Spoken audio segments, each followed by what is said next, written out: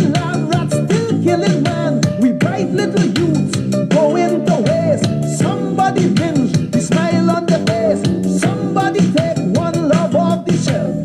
Then the one love boys that the sell out themselves. Somebody going to end all this talk about race. Find a straight face. Big men dying, the crime can't solve. A madman runs, his may only resolve. I hear the madman walk as he lie on a wall. He said, this is it, this is it, this is it. I've been hit, but no time to give up, brother, no time to quit. A chant of a madman in this tale from a strange land. It was a chant of a madman in this tale from a strange land. Indeed, the chant of the madman is the only salvation.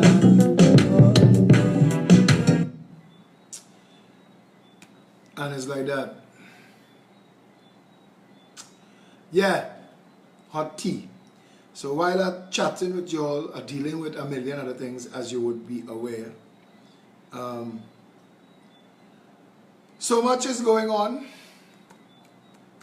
I just had to stop in and touch base with y'all. Heading down to the office. I have to go and do some work tonight in preparation for tomorrow's march. Not really a march. Walk with me. Walk with me. Fire calm.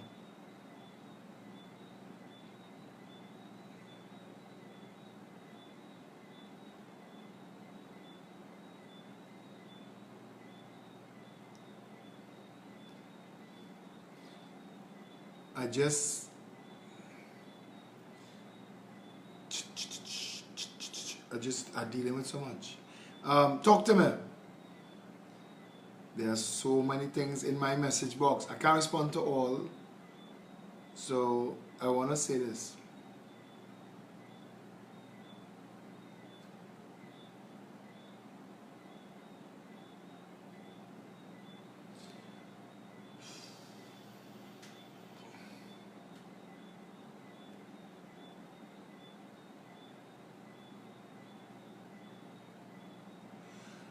Good evening, sir.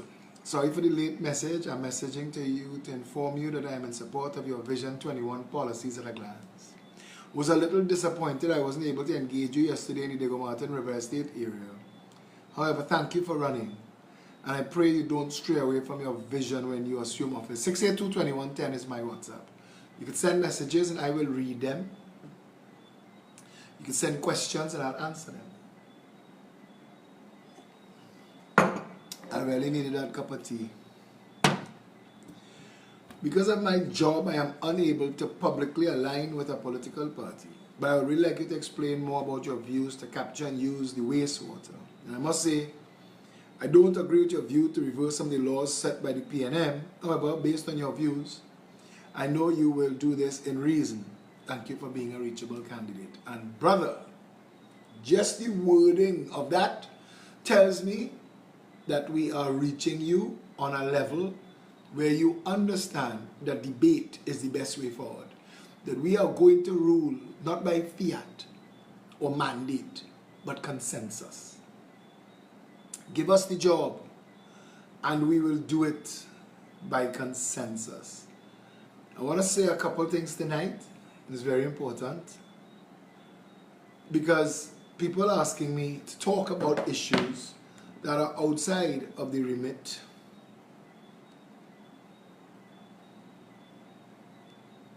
of everything else we were talking about. Just give me 1 second. Let me give you a tune while I'm dealing with something here. And I apologize.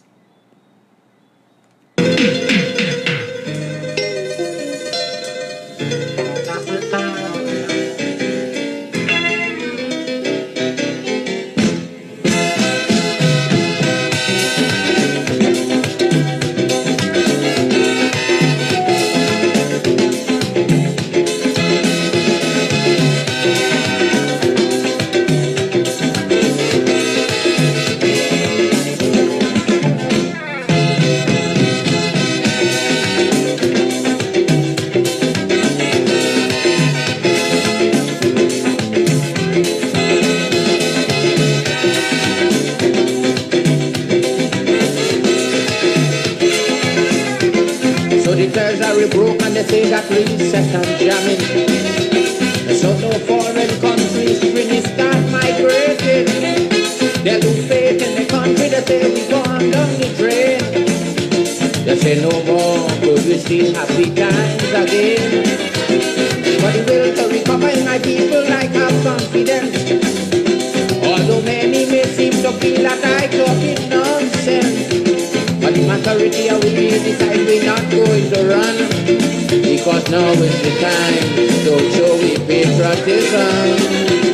For we country facing, it's dark, it's sour, so our people need us today more than ever. But in our fight to recover, if ever you feel to surrender, it have one little thing that I want you always remember. We could make it if we try, just a little harder. If we just give one more try, life could be much sweeter.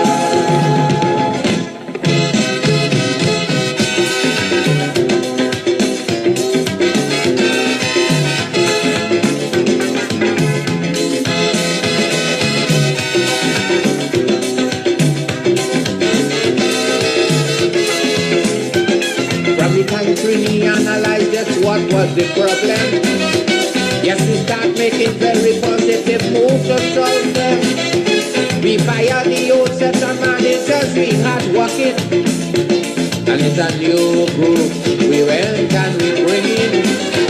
And if the goods we require, them new managers not supplying.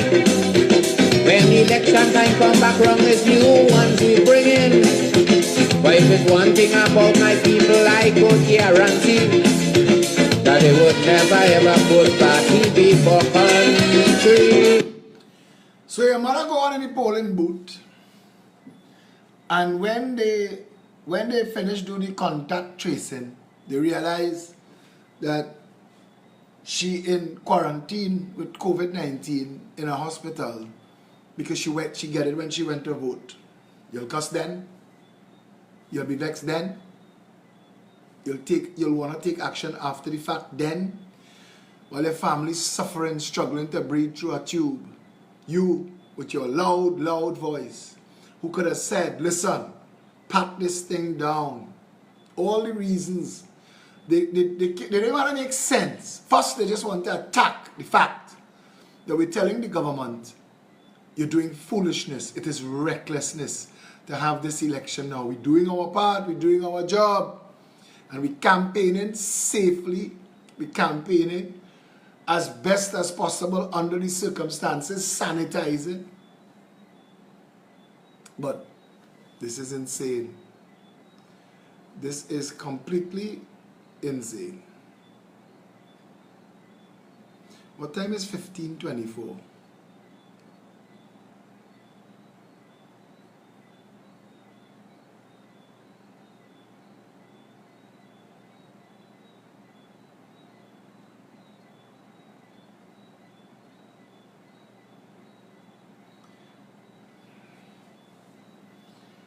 I have watched along the campaign trail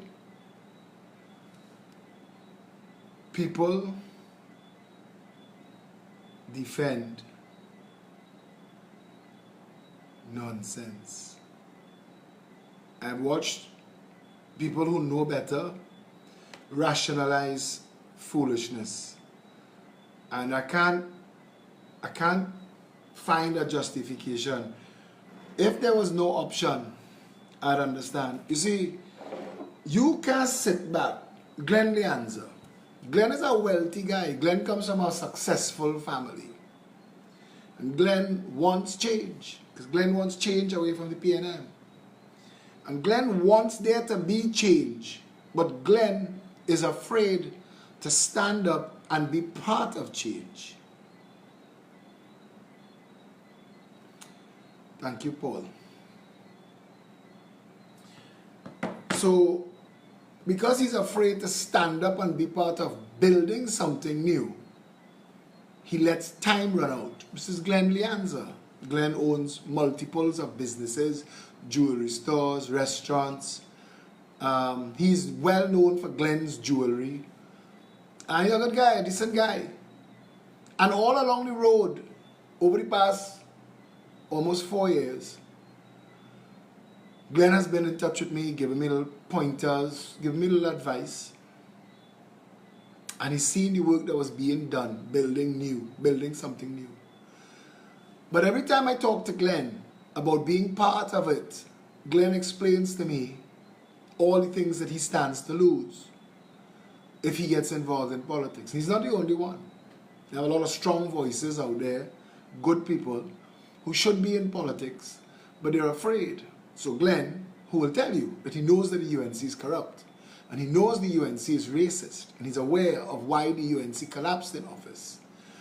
But Glenn is afraid that if he doesn't support something like the UNC, the PNM that he is trying to get out will stay in office. What Glenn is forgetting is Glenn used the PNM for the same reason, to get the UNC out the last time they had their 5 years. You see, Glenn has no power. He doesn't have the ability to fire a government once it's in office. And he doesn't have any power within either of those two political parties. So the most he could do is, like every URP CPEP worker, every HTC house waiter, is hope for a link up and a line up with somebody and get a benefit from it. Now I tell Glenn, Leanza, you are probably in the autumn of your life. I don't know if you have children, but you are going to leave this world at some point. And you're going to leave it in the hands of a change exchange between two criminal political parties that even the Chamber of Industry and Commerce has said is criminal. That they don't care about the people and they don't care about business. They just care about themselves and feathering their own nest and fattening their own pockets. So you've heard all that, and it's not just from me. You've heard it from the ghetto, you've heard it from the Chamber of Industry and Commerce, and you know that if you ran a list tonight and you asked, tell me all the PNM corruption, people on your news feed will tell you. And they tell me all the UNC corruption, and they'll tell you. And like Clarence Ramarat, who is a Minister of Agriculture in the PNM, who was a lecturer and a columnist, and I think he's a lawyer, I'm not sure. But Clarence, who was somebody I held in the highest regard, who wrote in one of his articles, a vote for the PNM and the UNC is a vote for which one less worse. Now, you would think that I speak this way tonight because I have a vested interest, because I am running against both the PNM and the UNC, but it's not that. The reason I am running against both the PNM and the UNC is because of this. It's not the other way around. So it's not like we set out to do this and want to burn the PNM and UNC down. It's not like that. Unlike people like Glenn and even like Clarence, I worked with those parties and I was involved in ways and on critical national issues, and I've been a social activist now for a little over 26 years. 26 years. I've done a lot. So I created the term social and political activist. That was me. That was my designation. I refused to be called a politician. Other people now call themselves social and political activists too, and that's all right. Everything is okay. Everybody could be anything they want to be.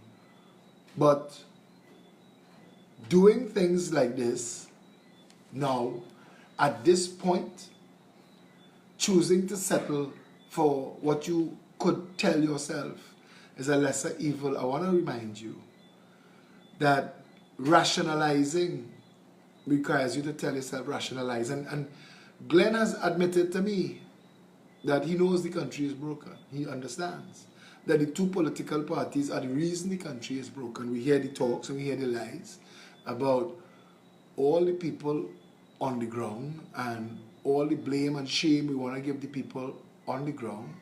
And read Justice Aboud's judgment on EMBD.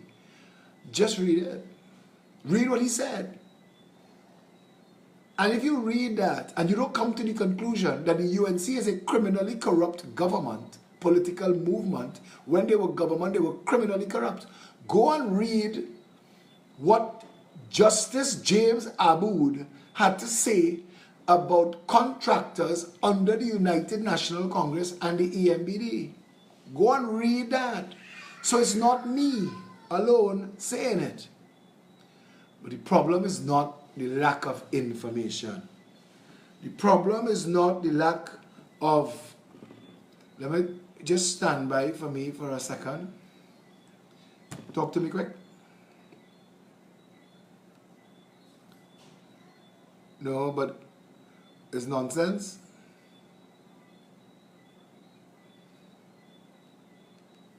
Okay. I'm on a live video right now talking to you. Right. Sorry, that's just not important, but I have to take these calls because I'm the political leader of a national party. And there are a lot of stuff going on. And I have to be there for all of my candidates. Sorry about that. Yeah, I don't know where I was in that conversation.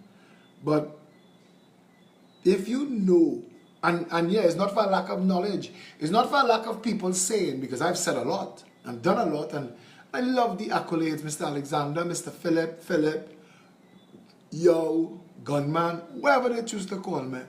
And they say, you know, you've done so much, you've changed the narrative. I mean, I can read hundreds of WhatsApps and I love it, but the only thing that's going to matter is Monday at the polls.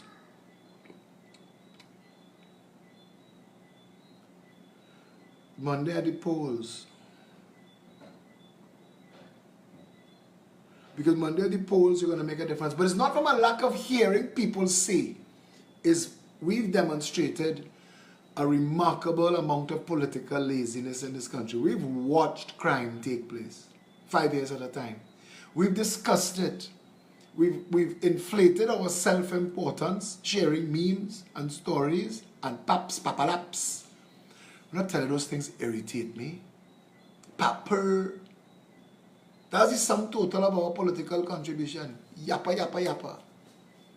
Like mangy little skinny stray dogs in St. James. The barking at cars they can't do nothing about. Papper. What does that mean? We've given you an example of standing up. Lima McLeod Wilkinson has been served a letter by the public service that we intend to challenge constitutionally. But that letter would have frightened away latrine rats. And they have latrine rats that circle this party that will pretend that Lima is at fault for standing up for her constitutional rights. And it's those latrine rats that enjoy rights and privileges that other people like Lima all through history. Because you know the names of those who survive. You'd never hear the names of those who lose and die, but who have broken the mold and changed the way the world is done. I had a conversation with my parents and my sister tonight. I'm saying the whole of human history is a history of abuse, a history of advantage. Bob Marley said, man to man is so unjust. People who don't know the history of Sangre Grande and Sangre Chiquito in Trinidad should research their history. The people who don't know that England and white settlers killed 100 million people in America. Yeah, the great fortress of liberty is built on the blood of 100 million natives that they met there. But as the Africans say, the day the lion learned to shoot, history will be recorded differently. So the Americans that are there now live on a land where the people who were from there, who were originally there, were massacred, like the people from Trinidad and Tobago. The people from Trinidad and Tobago were massacred. And we have to know our history of the whole world. If the British government, and I wish to high heaven that the Black Lives Matter movement doesn't stop. I wish it grows. I wish it burns shit to the ground. Shit that should have been burned to the ground a long time ago. Because if you keep peeling back the layers of history, our modern history, you're going to reach England. And you're going to realize that England is a poor, backward, third world island that was a successful criminal enterprise that looted the world. Everything that the Queen owns, everything that the Queen wears, Prince Charles and all their children, all of it is the seeds of criminal inheritance. And you have to know that. To live in this world, you have to understand that if the rest of the world ever got restitution from England, England will be a fourth world nation. If African nations and Haiti took back what was paid to France, France will be begging in the street. But power and bullets and guns have... Mao Zedong said, power flows from the barrel of a gun. There's guns that kill people in the hands of people who want to kill people. In our Trinidad and Tobago, small groups of people that meet in clubs and lodges and back rooms conspire to use your power. This is a thing that escapes a lot of you. That nobody has power without you. And that if you were willing to sacrifice to reclaim your power, you would immediately take away the power of those who have been oppressing you. But they're not stupid. So they're not going to come out and tell you they are going to oppress you. They will use people who look like you. They'll find clowns like Fitzgerald Hines. I mean, Fitzgerald Hines is the epitome of a dancing ass. But he's not the only one. There were a lot in the UNC too, who are dancing asses, whose job it is to fool Indian people, blackface fooling black people and Indian face fooling Indian people. And that's the sum total of it. Because the entirety of the PNM and the UNC campaign is exposing the criminality in each other and stealing pep policies. Neither of them could really tell you what they've accomplished. David Sturge, today you're going to get blocked. I realize that you are like one of those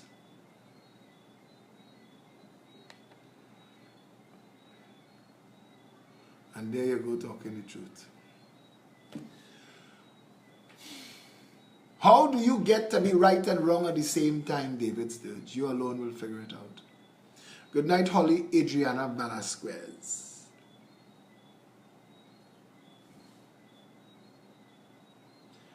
Tonight I had to go and do a video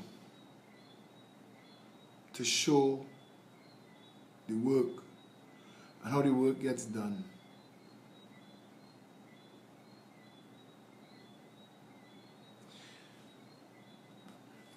Our nation won't be fixed until black people wake up. Until black Trinidadians. And I tried to explain to people, when we had the olive oil drizzling video, and all them rich Syrian vexed with me, and they could kiss my half-red ass. But all them vexed with me for exposing the truth of the bullshit of what they were speaking. Because when Peter George said that they were the most powerful, they weren't. If you're making money off of the labor of others, you're not powerful, you're fortunate. Hush. Enjoy it and shut up. If you're benefiting from a country where black labor is exploited, black education is suppressed, so that black labor could be exploited, hush up and enjoy it. Trinidad will turn around, and I don't know if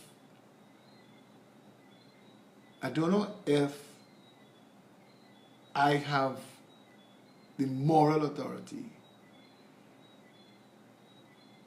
to question the efforts of other black leaders now that I am in this as deep as I am.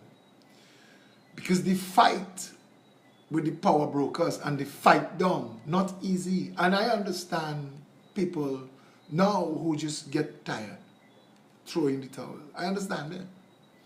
Few people have my courage, and few people have my strength, and few people have my knowledge. And I blame my father for making me believe that I have a responsibility to other people, because it is my parents, my mother and father, that raised me,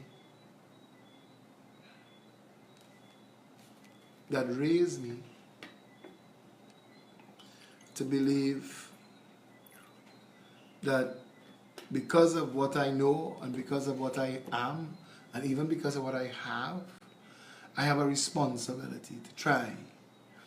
And I go in communities where the people are so put upon, they've been so let down and taken advantage of. When you drive up to the end of St. Lucian Road and you see the people getting into taxis, when the taxis turn around there, you see all the people getting into taxis in their KFC uniform, the ritual uniform, and the WASA uniform, and you see the average everyday Trinbagonian who've been advantaged, and you see them getting into their transportation to go to work, upholding the entire edifice that is Trinidad and Tobago.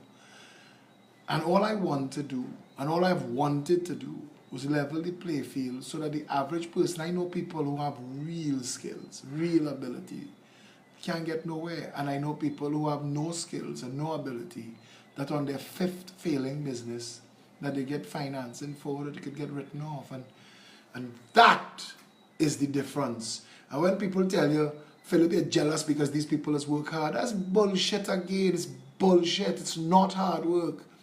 It's money. It's access to money, easy money and easy credit. It's what's kept people back. It's why it's why I asked, I said, why is Januras getting the contract to sew the masks when Janura not sewing the mask? Why the black and Indian women, the poor women who's sitting behind those sewing machines, why the contract wasn't divided up between them and help them become business owners too? Why not? Why did it have to go to Januras? And again, until we get all the people of this country. But my problem is, I am not, now you see there's the problem, I am not black enough to say that I speak for black people, because but the moment you are black enough, that's a different set of problems that you have to fight to get here to have this conversation. So what Trinidad really needs is a black awakening to their rights, a black awakening to their entitlement. Today I did a video outside Bally's house. I went to call them out. I said, this is the scene of the cancer right here. I went to call them out. And people don't want these conversations in Trinidad. People want to settle into what they're accustomed to. They want to settle in to everybody knowing their place. And I don't think that's right, because nobody should have a place. Everybody should have rights to the same place. Everybody should have rights to aspire to the same things. Everybody should have rights that their children should be able to excel and go forward regardless. And I mean, again, I had a quote, Haile Selassie, who in a speech in Ethiopia moved Bob Marley to write a song that said, in the song, until the color of a man's skin is of no more significance than the color of his eyes, there'll be war. And it's true. People are never going to be happy until the world is a level play field. They're never going to be. And in Trinidad and Tobago, we need an awakening of all people. One of the best posts I read during the whole acceleration of Black Lives Matter in Trinidad was actually written by a white person who understood entitlement and wrote it I can't remember his name now, who wrote it from the perspective of his entitlement. And I said, well, that's it. You're touching it right there. Because when you see the little graphic of the very tall staircase, it's a staircase where the steps are as tall as the children trying to climb the steps. And some children have their step made up with advantages of money that they could climb up and get up on top. Dwayne Amir Hussain, if that was meant as a compliment and not taking it as one, please don't introduce Donald Trump into anything going on my wall, thanks. Whatever he accomplished and whatever he fails to accomplish, American politics is American politics. We have a different problem in Trinidad. In Trinidad and Tobago, blacks are the majority and Indians, they're the majority. And they shouldn't need to rely on stunt parties to give them box brains. Everybody in Trinidad and Tobago should have equity and should be treated equally where the dispensation of all of the national assets are concerned. It's not done. On Monday, people have a choice. On Monday, they have a real choice. Now, I wanna say everybody has skill sets.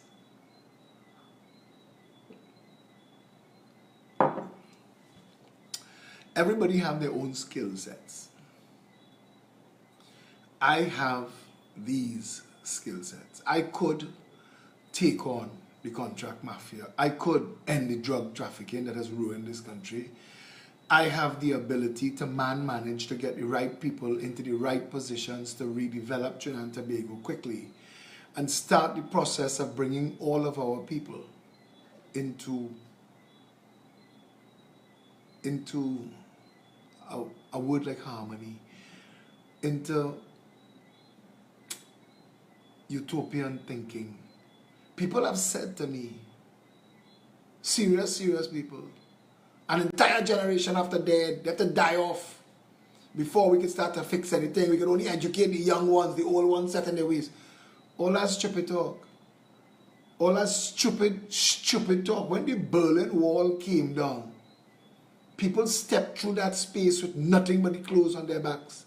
People who were trapped inside of there in East Berlin for most of their lives, who stepped into the Western world, aged people in their 50s and their 60s and started over.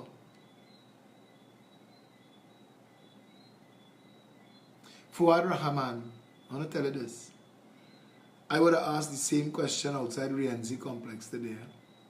The only difference and the advantage that East Indians had in this country was that they were left to their own devices. They never had political power and they did not have a PNM and UNC enslaving them. So they had to turn their starvation into success. And I watched many a story. I've seen many people and I know where a lot of people have come from, and I go back to their roots and I see how humble their beginnings. The PNM have served up the grandchildren of Africa to a level of dependency and stuck them there. But I'm not the first person to say this. Morgan Job. Morgan Job was probably this country's John the Baptist. He really was. Aline Boudram says sounding tired. This is not me sounding tired. This is me just having a chat with you tonight. We want to do things. A Progressive Empowerment Party government, if I tell you tonight that we would put a moratorium on all mortgage payments, all loan payments, and ensure that we put grants in place that takes care of basic living needs of all the people of this country for the next 6 months, immediately from entering office. And we'll do whatever it takes. Now, people are going to ask you where you're going to get that money from. I'm going to take it out of the hands of the bandit white-collar criminals who've stolen billions of dollars from this country. That's where I'll get it from.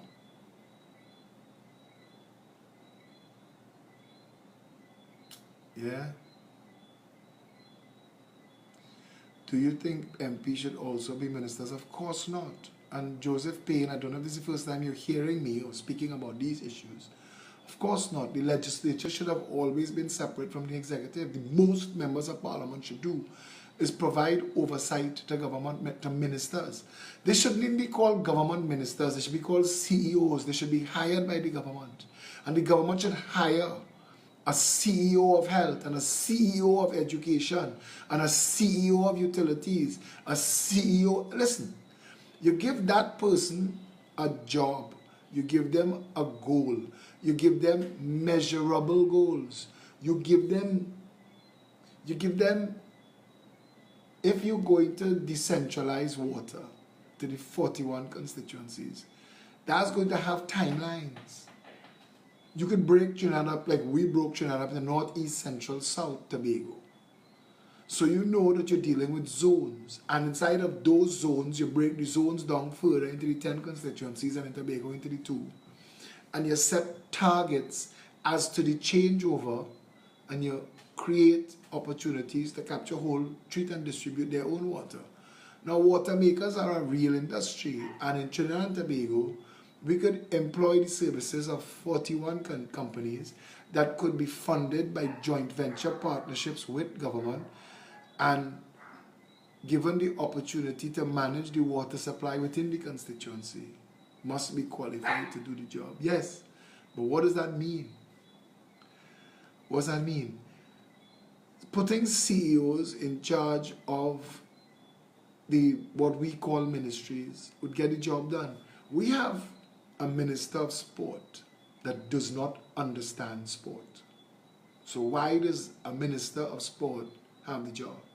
Now you could say to me, the head of a hospital doesn't have to be a doctor, he just needs to understand how to manage, and I'll agree. But does Shamfa Kujo know how to manage? And she doesn't. She has no clue. She made a mess of tourism, so you moved her across the sport. What you saying to the sportsmen and women of the country? That you don't care about them? That you don't have these young men and women who've sacrificed their youth in pursuit of excellence, and as their leadership functional purveyor of goods and services, you put somebody who has no clue what she's doing and has no ability to do it. What are you telling them? That's why we're going nowhere now. That's why we're going nowhere now. Win or lose Monday, I am okay. Win, we had to get real busy. 4 or 5 years. Non-stop. I told the people at Diego Martin, I told the people in the hotspot communities, put me in the parliament, I have a point to prove. Put me in the parliament, I have a point to prove where capability, capacity, and what could be accomplished in 5 years are concerned. Put me in the parliament. And that's why I want to go there.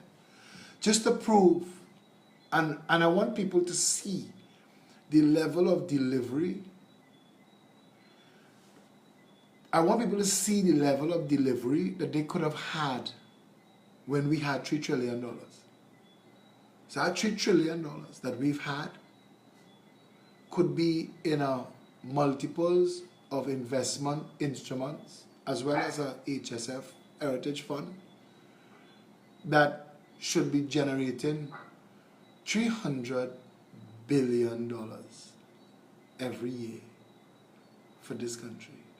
5 times the national budget. 5 times. So for $60 billion to operate the country, and we get $300 billion for free, and $240 billion gets to roll over and generate a next $24 billion of its own next time around. So that's how compound interest would have made Trinidad the equivalent of countries like Norway and Brunei and Kuwait and Abu Dhabi and Dubai and all of the Emirates and all of these successful countries. Our money has been stolen by people who themselves look wealthy and successful. But they're just successful thieves, and they're successful at being in a gang. And that gang's job is to use law, justice, state, operation, ministry, government. It's perverted what the country has a responsibility to the people. It's perverted that, and it's turned it on its head. And government has become the enemy of the people, because everything that the government does is so wrong, is so questionable. I mean, look at the announcement of the LED bulbs that we joke about, right? Maya Ramraj, everybody's asking me, if you don't form the government but you get a seat in the parliament, what can you do? I want to come back to the bulbs, and if I tell all you I don't remember, remind me the bulbs. Maya, a seat in the parliament, I could make an example of the power of a seat in the parliament, and I could make an example of leading the people, and it'll be an uphill battle and be pulling a stone uphill, but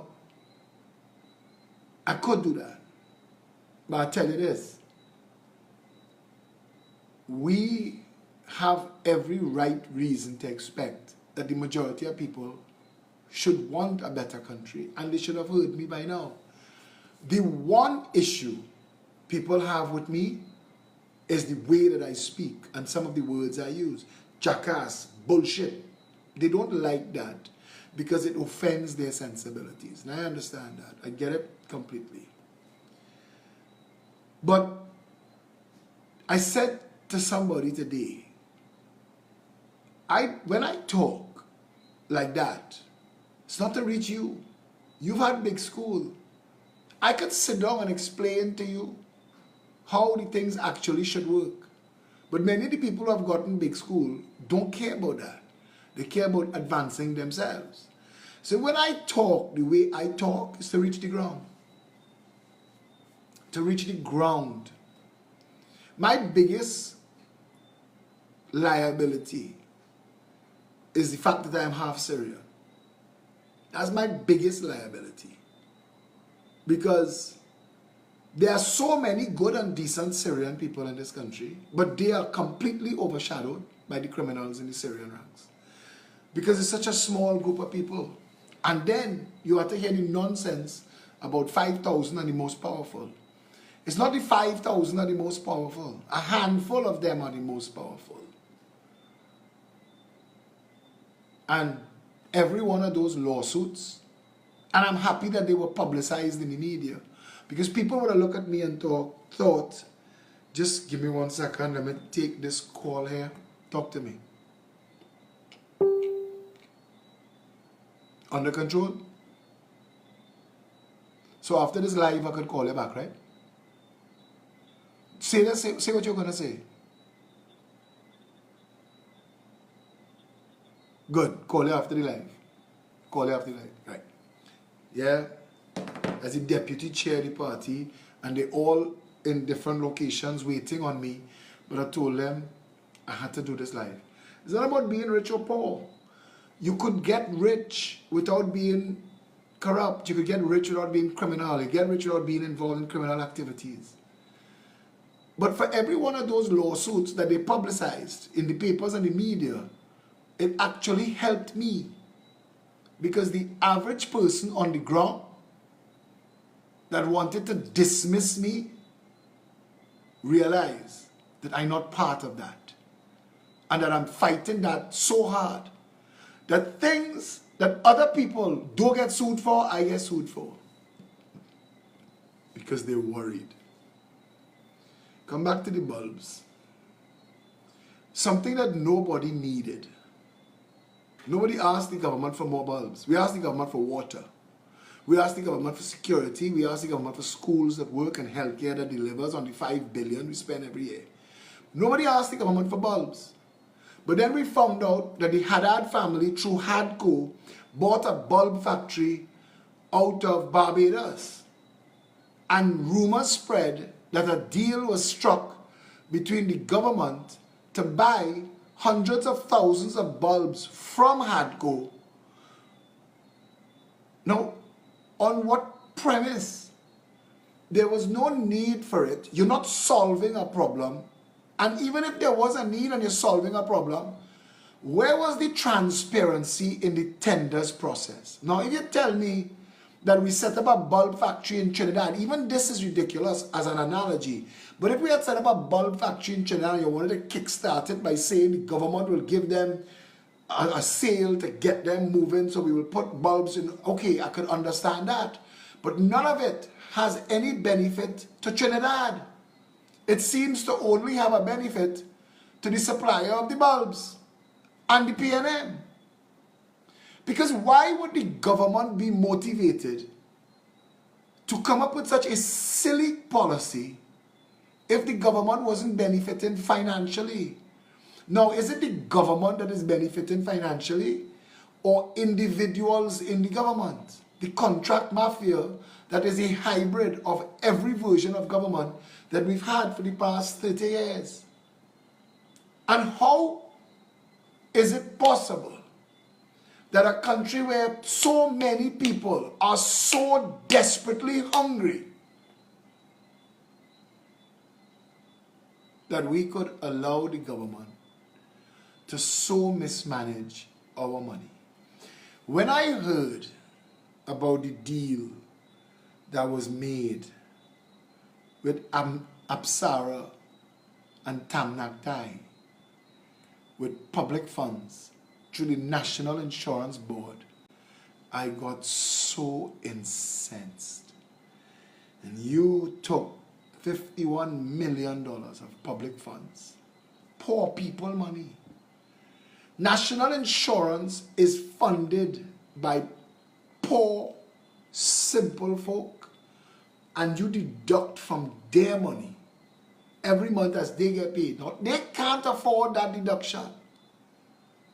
And it's $6 and $9 and $13 numbers we're talking about. They can't afford that. And you're taking that, and your remit is to invest that money in safe and sound investments. You can't even take risks. You can't. Investments like that are governed by risk governance that prevents you from straying outside a 3%, 4% return on investment, because they know that if you get wild and you take the funds to chase down 16% return, you can lose all. Generally, things that pay back a 3% or a 4% are stable, well established, and you're not allowed to put lump sums, significant lump sums. You're supposed to be able to compartmentalize and spread the contagion. You ever heard that statement? Spread the risk. So you will tell yourself, if we worth $100 million, we will put 20% or 10% or 5% in an investment and grow those, and we're just growing them. But you took $51 million and you gave it to Tamnaktai, Apsara, at no interest for as long as they needed it. Now, how is that fair? How does that benefit Trinidad and Tobago in any way? We're not getting a share of Tamnaktai, Apsara, or Siam business, not that I'm aware of. I mean, we as a country, but maybe somebody else is. Maybe the individual who made the decision is. I don't know, because I can't believe that we have people so stupid, so incompetent, so heartless and careless that they will take public funds and give it to a private business, buy their building. This is what we did, you know. We bought the property operating by Tamnaktai, Apsara, and now Siam nightclub. We bought it from them. And then we left it with them to use rent-free. And then told them that they could buy it back anytime they wanted. So they literally got operating capital interest-free from poor people.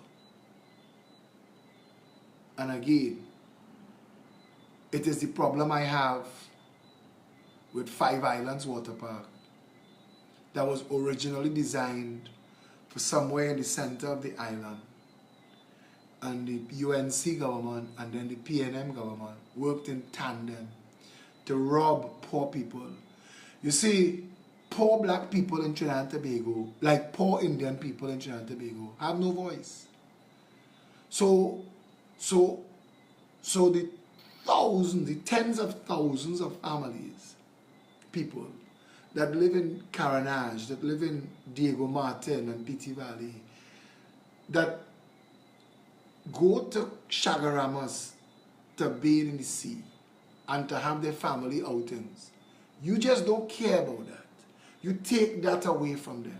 You build boardwalk on all the others. You leave them a little cove facing Chinley Pier 1, who paid peppercorn rents for that, and then you give him a license to come and tie up working ships in that same bay so they could dump all their sewage and their oil where these people bathing in the sea. You literally tell them they don't matter.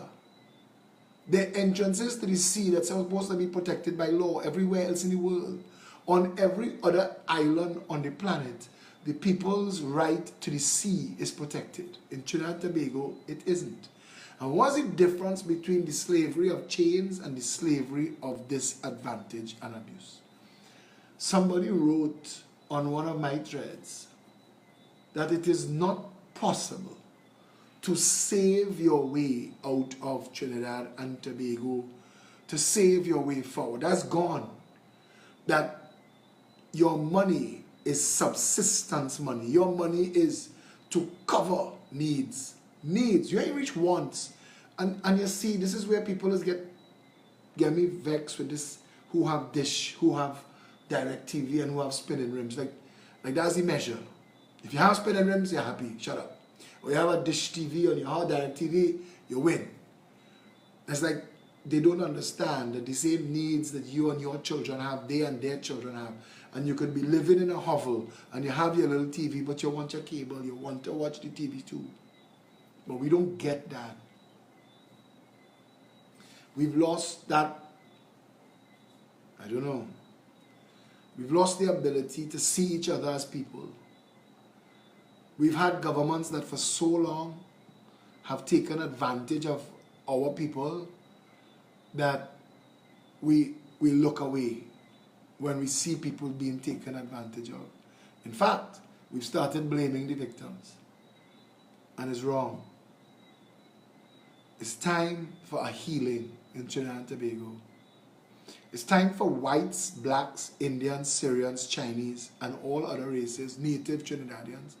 It's time for all of them to come to a table and have a healing. I want to say a healing.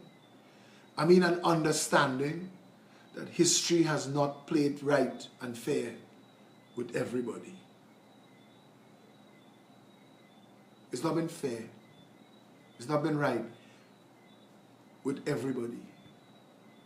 And we need to get to a place where we could put aside the divisions and become a nation. We're not a nation. Derek Gonzalez told me once, white people, and he counted me in that because those are the circles that I moved in when I was a teenager, live in a colony in Trinidad. And I saw that. But I grew up in Woodbrook. And that was a different type of colony that I grew up in there. And it's not just about recognizing that we are all equal. It is making it so that we are all equal. There cannot be people in this country living in communities like Westmoreland and Bayshore that do not want for the children of Bagatelle and Patna what they want for their children. Because if there are people like that, they shouldn't have a say.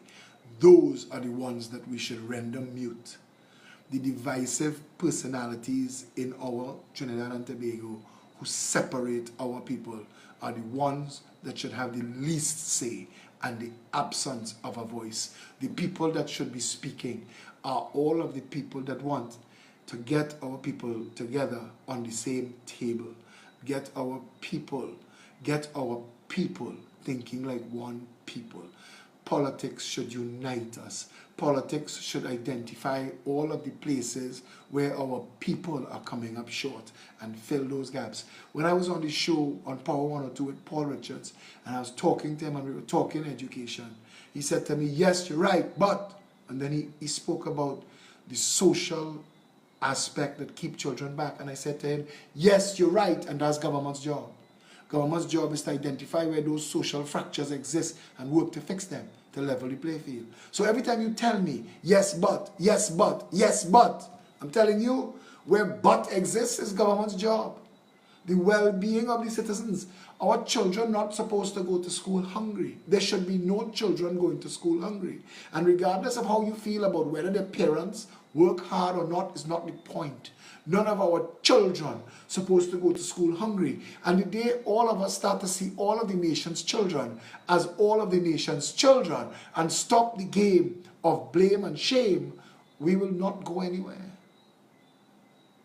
We'll not go anywhere. We need to respect each other, and we need to get to a place where somebody had said to me, real forgiveness. Because I used to say, I'll forgive you, but I ain't gonna forget what you do. Patrick Jagassar said to me, real forgiveness is when you want for the other person what you want for yourself. When you want for their family and their children. And that takes a lot. It takes a lot of human character, but we're not going to go forward if we continue carrying historic hurts, generational pain. We're not going to go forward as a people unless we sit down on a table, because every community in the country that has been done poorly by, nobody is enjoying Trinidad and Tobago. I don't care how rich you are. Nobody is enjoying Trinidad and Tobago right now. There is nothing enjoyable here. We don't exhale. We don't relax. We are always, ask anybody who's left Trinidad for good. Ask them the moment they realize that their fists unclenched, that their shoulders relax. Ask them, they're working hard. It has nothing to do with hard work. I could work hard, I'm telling you, hard. And when the work done, you're still able to relax and be happy. But if you're living in a country where life get cheap, but we joke about these things. We joke about it. Instead of taking these things very seriously, the lives of each and every citizen in this country is important. And I am fed up of the PNM and the UNC conversation, and you should be too. You should be too. You should be fed up of the PNM UNC conversation. You should be completely fed up of that. You should be willing to stand up with anything that represents real change and work to build it. Because we're not going to get where we need to go if we keep doing all the things we currently do. We don't need bullets and bombs revolution. We need revolution of hearts and minds. We need people to start loving people again and stop stunting for the camera. We need our people in Trinidad and Tobago to go back to being one people under one flag. I grew up in a community on a street in Woodbrook where the top corner was a Syrian family, the Elias family. Across from them was a grandchildren of Africa family, Sanguinet. On the other corner was Scott and Edgil. And we grew up, Reese and Young and Kaulasa and Pantin and Pushet. And I mean, we grew up, and Chin, we grew up in a community where everybody was people. I mean, as a child, you would notice the differences in people, but you would note them the same way you notice tall, short, fat, thin, light, dark. But you never saw those differences as separations. I just say that when I went outside Balize house this morning, I was to call them out. One day I may not have anything left to say. I may reach the end of my road politically, and others will have to take it from there. I've said to Trinidad and Tobago, people tell me don't say it. I say it so you know and you're clear. This is it for me. I am not Kamala and Pandey. I feel sorry for these people. How empty is your life? Look at Kamala at her age. Her body must be hurting. She must be in pain every day. When you get older, it's not the same. At what point was it enough? Look at Keith Rowley. He come into the age where every of his predecessors have dropped dead. Surely he must have something in his life besides this. Surely he must have something of value. How come not one of our prime ministers have retired and written memoirs, built a library, created something to pass on to generations to come?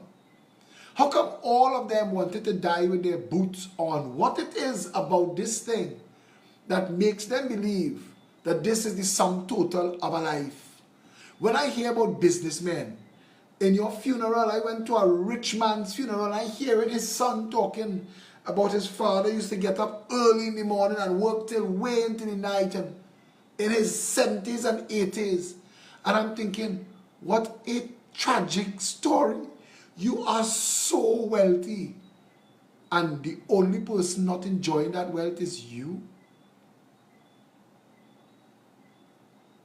What's the point of it then? What's the point of it? This is it for me. At 53, 5 years in government, I give that. My resignation written.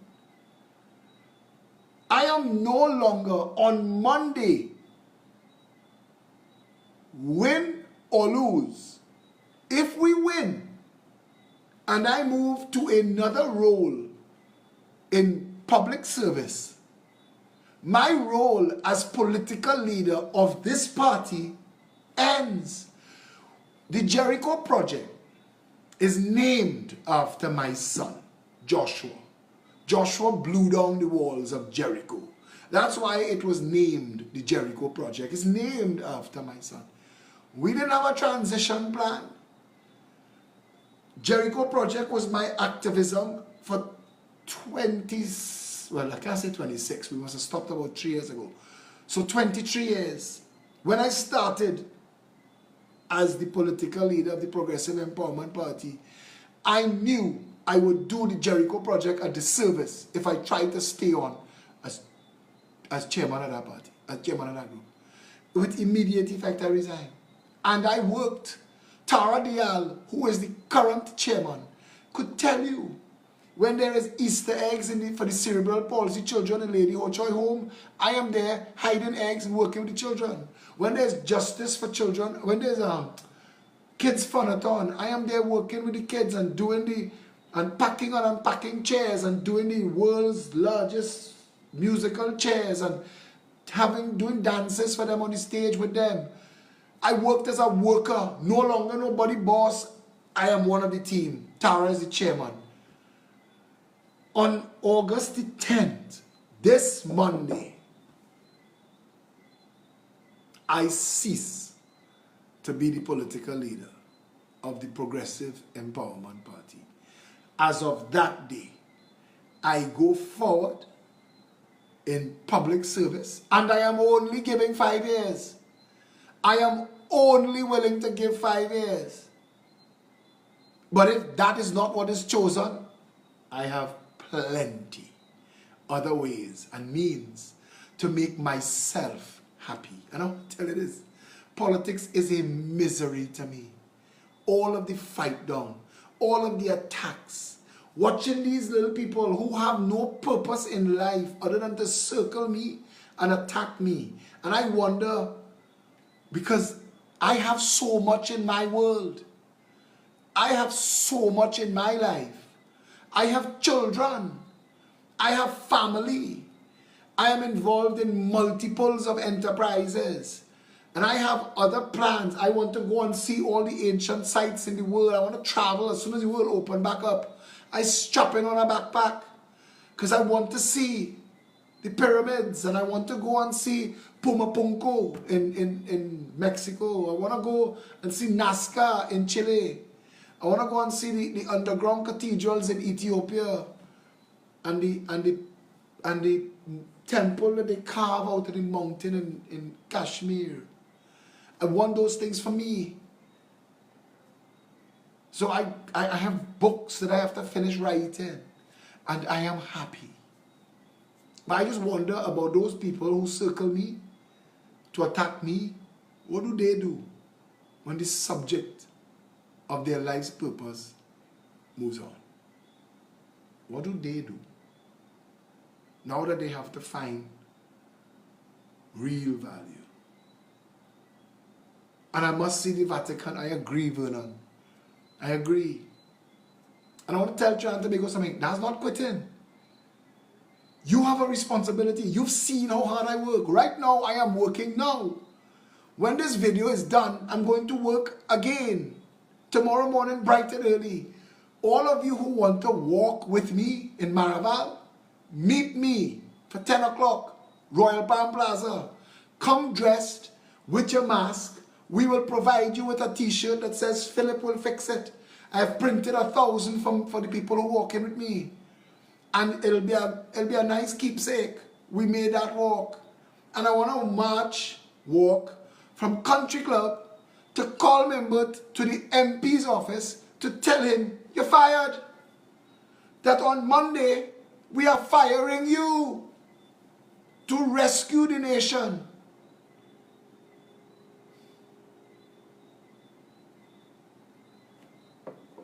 To rescue the nation.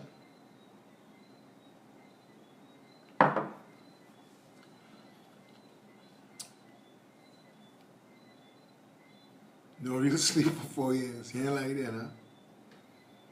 Somebody asked me how you will feel with your live videos.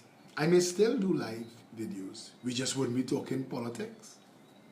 Supposing we take up macrame and sharing our work, learning new stuff. I want everybody to come and walk with me tomorrow. We're not marching, we ain't making noise. We're providing t-shirts and walk with your mask. Please, I don't have masks to give you. No problem, Teresa. Walking with Lima is you're just as much walking with me if you're walking with Lima. I am so proud of Lima, and I am so humbled to have been on a journey with somebody so capable, so committed, so strong. Lima McLeod Wilkinson in many ways better than me. I have so many people around me that I am proud and happy to know that this party will be in safe hands. How big would your cabinet be? 13 ministries. I would love to see my future PM still doing lives. If we in government, we could do a live video, but just see it'll be different because people will be coming on the live who not getting what they want. You can't block nobody because now you're Prime Minister or you're in government. So it'll be a different vibe. We can't just do what we do here because what we say here, the media will cover tomorrow finally and say the Prime Minister says so and so. We'll find a way to work it out. If I am given the chance to be in government, I plan to be the most accessible member of government you ever had. Because it has to be about the people. 13 is an unlucky number because of the Knights Templar and the King of France. That is the only reason 13 is an unlucky number. And that is not enough reason to consign such an important number to the dustbin. Yeah? All I want is a chance to prove that this country should have always been successful. It should have always been. You see, shirt and tie. When I see Faris with all of that, and I was thinking to myself, this is a man who don't understand who he is or where he from. Why we don't make shirt jacks government issue or government wear? Why we have to be so following of so many other people? Why we've not identified? I saw a show about a cabinet meeting in Hawaii, and they pull up in 3/4 pants and Hawaiian shirts. And I think to myself, wow, that is forward thinking. That is people, yeah, we might be DJing every night. That is people who understand where they're from.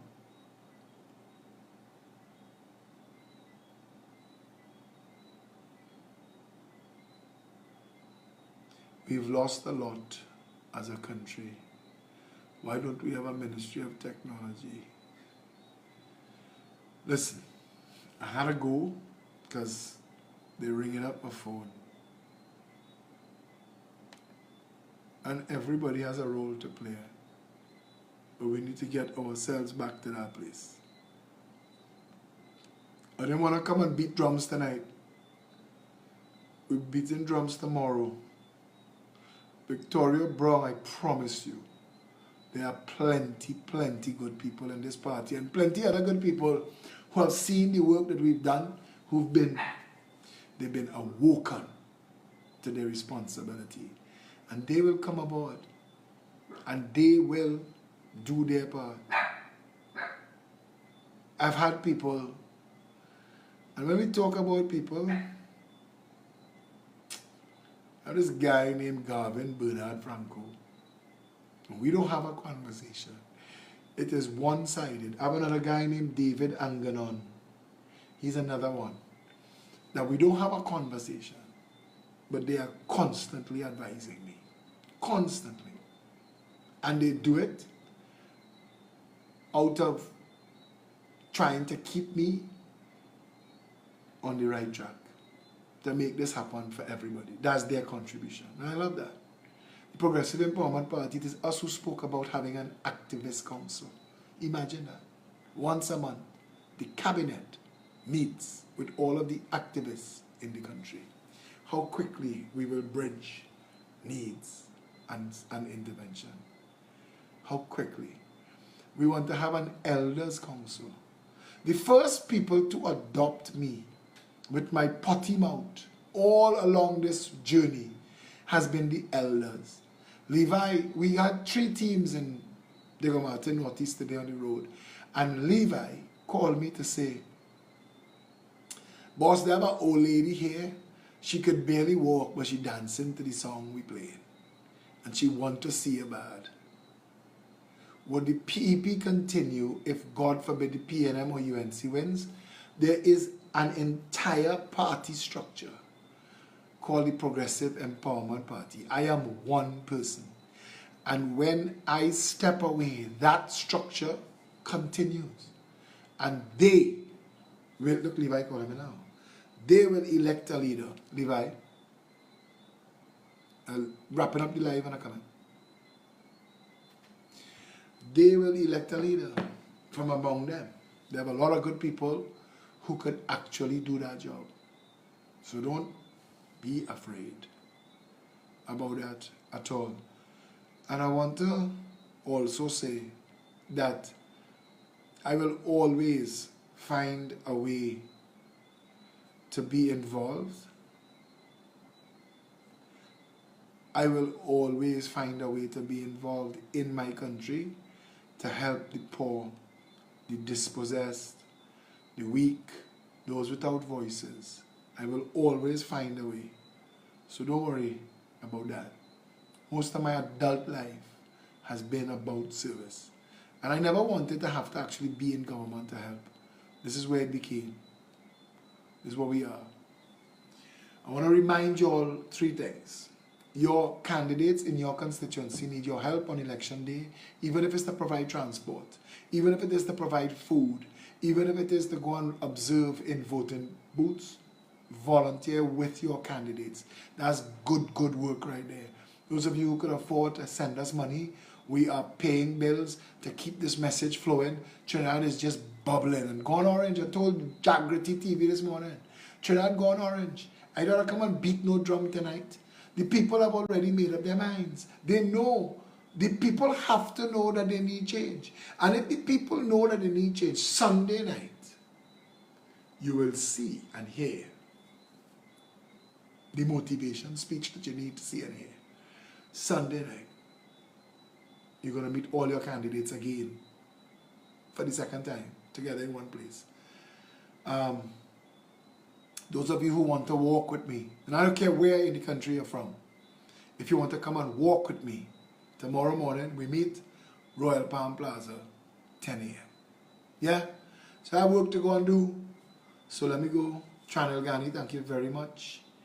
Ravi Ramsubag reminding me that I have to release the identity of Harry back. Somebody tell me all the hair removal products in the pharmacy sell out.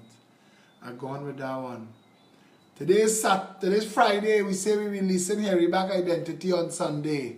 Pump all your brakes. Yeah?